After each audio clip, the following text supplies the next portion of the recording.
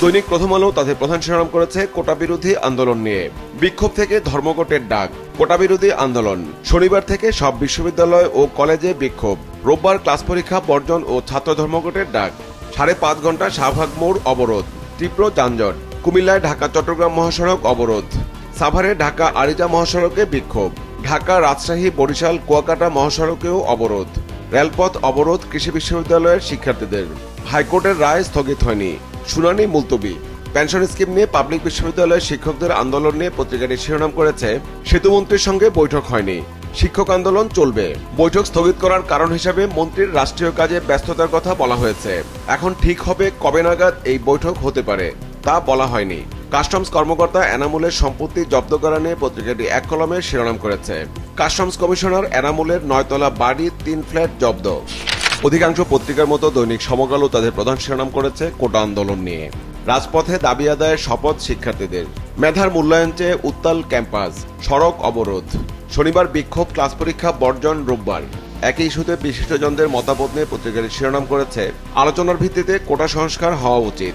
সাবেক রাজস্ব কর্মকর্তা মতিউরের সম্পদ জব্দ নিয়ে পত্রিকাটি শিরোনাম করেছে, মতিউরের 1019% জমি ও 4 ফ্ল্যাট জব্দ। কাস্টমস কর্মকর্তা এনামুল হকের ফ্ল্যাট জব্দ করা নিয়ে পত্রিকাটি শিরোনাম করেছে, 2 ফ্ল্যাট বেচে দেওয়ার পর এলো ক্রোকেট নির্দেশ। আরেক সম্পদশালী কাস্টমস কমিশনার এনামুল হক। 1 বছর আগে মামলা করে এতদিন চুপ ছিল দুদক। দৈনিক যুগান্তরও তাদের প্রধান শিরোনাম করেছে কোটা ও শিক্ষক আন্দোলন নিয়ে। আন্দোলনে উত্তাল শিক্ষাঙ্গন, সরকারের সঙ্গে আলোচনার প্রত্যাশায় শিক্ষক কর্মচারীরা। কোটা বিরোধী শিক্ষার্থীদের সড়ক অবরোধ, বিক্ষোভ অব্যাহত। সাবেক এনবিআর কর্মকর্তা মতিউরের ফোনালাপ নিয়ে পত্রিকাটি 2 কলামে শিরোনাম করেছে, এবার মতিউরের স্পর্শকাতর ফোনালাপ ফাঁস। বান্ধবী আরজিনাও অঢেল সম্পদের মালিক। 50 ভরি স্বর্ণালংকার, আলিশান বাড়ি, ফ্ল্যাট সহ নামে বেনামে বিপুল সম্পদ করার অভিযোগ।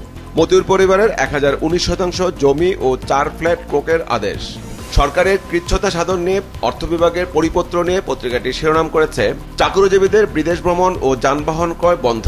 নতুন অর্থ বছরে সরকারি ব্যয় ফের লাগাম। কৃচ্ছতা সাধন কর্মসূচি ঘোষণা। সাশ্রয়ের লক্ষ্য 64,000 কোটি টাকা। দৈনিক বাংলাদেশ প্রতিদিনও তাদের প্রধান শিরোনাম করেছে কোটা বিরোধী ও শিক্ষক আন্দোলন নিয়ে।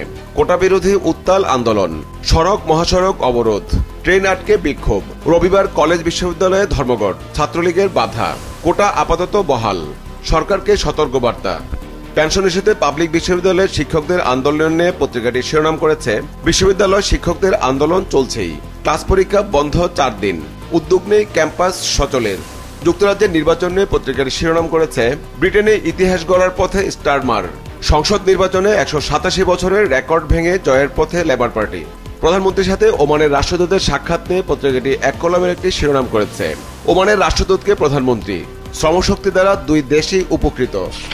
দৈনিক কালবেলা তাদের প্রধান শিরোনাম করেছে, হেফাজত ইসলামের অফিস নিয়ে। একটি বিশেষ রিপোর্টের শিরোনাম করা হয়েছে, হেফাজতের অফিস নিয়ে টানাটানি, নতুন কর্মসূচির পরিকল্পনা। কেন্দ্রীয় কার্যালয় ঢাকা স্থানান্তর চান কিছু নেতা। বেশিরভাগ নেতা চট্টগ্রামে মূল কেন্দ্র রাখার পক্ষে।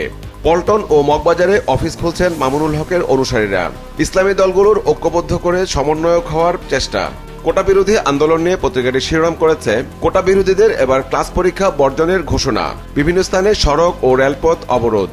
বিএনপি চেয়ারপারসন খালেদা জিয়ার মুক্তি নিয়ে বিএনপির নতুন কর্মসূচি নিয়ে পত্রিকাটি 2 কলামের একটি শিরোনাম করেছে, খালেদা জিয়ার মুক্তির দাবিতে কর্মসূচি চালিয়ে যাবে বিএনপি। 3 দিনের কর্মসূচি বুধবার শেষ হয়েছে।